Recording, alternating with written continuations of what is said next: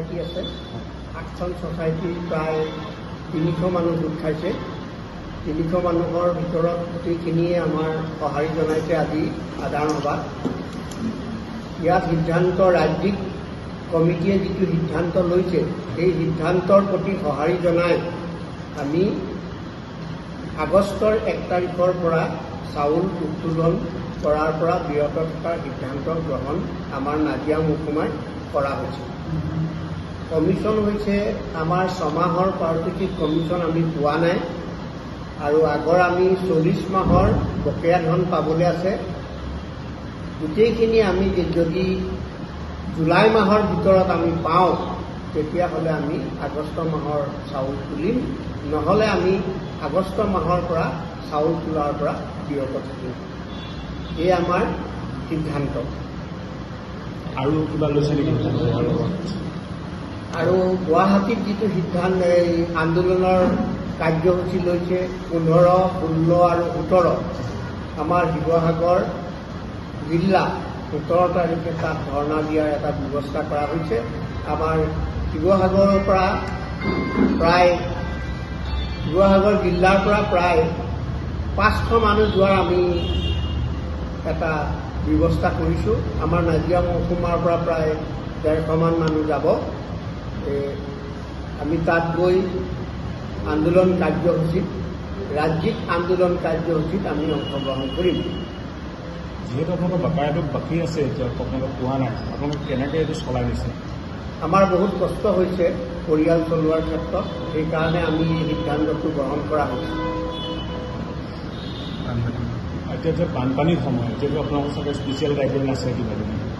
Special guideline আমাৰ এতিয়া ধৰক আমি 1 তাৰিখৰ পৰা 10 তাৰিখৰ ভিতৰত আগতে আমি ইপ'ষ্ট মেচিনৰ দ্বাৰা চাউল বিতৰণ কৰোঁ, কিন্তু আমাক বানপানীৰ সমস্যাক লৈ আমাক 15 তাৰিখলৈকে ইপ'ষ্ট মেচিনত চাউল দিয়াৰ ব্যৱস্থা কৰিছোঁ। নহয়, আমি এতিয়া দেখিছোঁ ধৰক ইমানখিনি মানুহ যেতিয়া আপোনালোক একত্ৰিত হৈছে, চবৰে সমস্যাটো বেলেগ বেলেগ। বানপানীত আপোনাৰ কি হৈছে যে ৰিলিফ বিলাইছে, এতিয়া বকতা এৰিয়াটো সমগ্ৰতে বা লাখৰ এৰিয়াটোত বানপানী কবলত পৰি আছে, তাত ৰিলিফৰ যিটো কাৰবাৰটো একেটাতে চলিছে নে এইটো বেলেগ এটা হৈছে? মানে একেটাই চলি আছে। হয় নেকি? চবকে 15 তাৰিখলৈকে বঢ়াই দিছে ইপ'ষ্ট মেচিনত চাউল দিয়াৰ। আমাৰ জেগাবিলাকততো কিছুমান জেগাততো বানপানী হোৱা নাই, সেইবিলাকতো 15 তাৰিখলৈকে ইপ'ষ্ট মেচিনত চাউল দিয়াৰ ব্যৱস্থা কৰিছে। আপোনালোকে ইয়াত কিমানখন ইয়াত আমাৰ 353খন। বাকী দফা হেৰি স্মাৰক পত্ৰ বা এনেকুৱা কিবা হেৰি কৰিছে? স্মাৰক পত্ৰ আমি যুগুত কৰিছোঁ, আমি প্ৰস্তাৱ গ্ৰহণ কৰিছোঁ, সিদ্ধান্ত গ্ৰহণ কৰিছোঁ।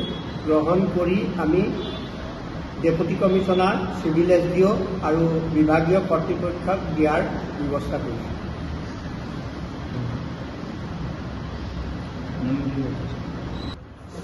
আমাৰ আজি ৰাজহুৱা সভাত সিদ্ধান্ত গ্ৰহণ কৰে, আজিৰ সভাৰ প্ৰস্তাৱ লোৱা হওক যে 6 মাহৰ কমিশ্যনৰ টকা নোপোৱাৰ, আমি 6 মাহৰ কমিশ্যন টকা নাপাওঁ, পোৱা নাই, গতিকে আমি আগষ্ট মাহৰ চাউল তোলাৰ পৰা বিৰত থকাৰ এটা সিদ্ধান্ত গ্ৰহণ কৰোঁ। দ্বিতীয়টো হৈছে প্ৰতিখন সমবায় সমিতিৰ সম্পাদকে এজেণ্টক আগতীয়াকৈ জাননী নিদিয়াকৈ অথবা এজেণ্টক উক্ত দিনা সেউজ সংকেত নিদিয়াকৈ কোনো পৰিস্থিতিতে সমবায়ে চাউল দোকানত পেলাব নোৱাৰিব। মহকুমা সমিতিয়ে চেলাৰীৰ দ্বাৰা প্ৰত্যেক সমবায়ৰ সম্পাদকক নিৰ্দেশ দিয়া ব্যৱস্থা কৰাৰ সিদ্ধান্ত লোৱা হওক।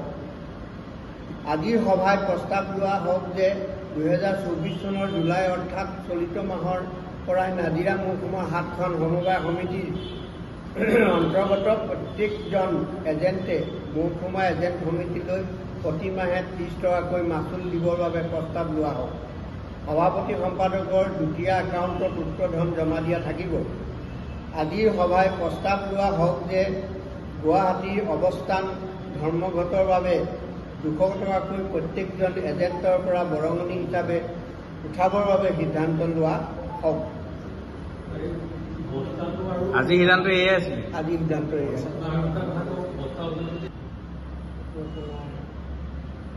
কিছুমান ছ'চাইটিক বস্তাৰ ওজন নিদিয়ে আৰু কিছুমান ছ'চাইটিয়ে বস্তাৰ ওজন দিয়ে। বস্তাৰ ওজন নিদিলে আমাৰ চাউলটো কমি যায়, দিয়াত অসুবিধা হয়। সেইকাৰণে আমি সকলো ছ'চাইটিকে বস্তাৰ ওজন দিবৰ বাবে অনুৰোধ জনাইছোঁ। চৰকাৰকো আমি অনুৰোধ জনাইছোঁ।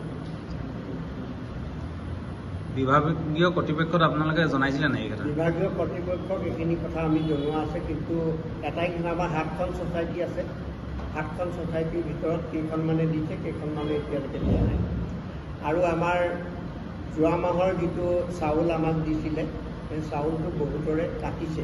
60 কেজি 70 কেজি তেনেকৈ চাউল কাটিছে।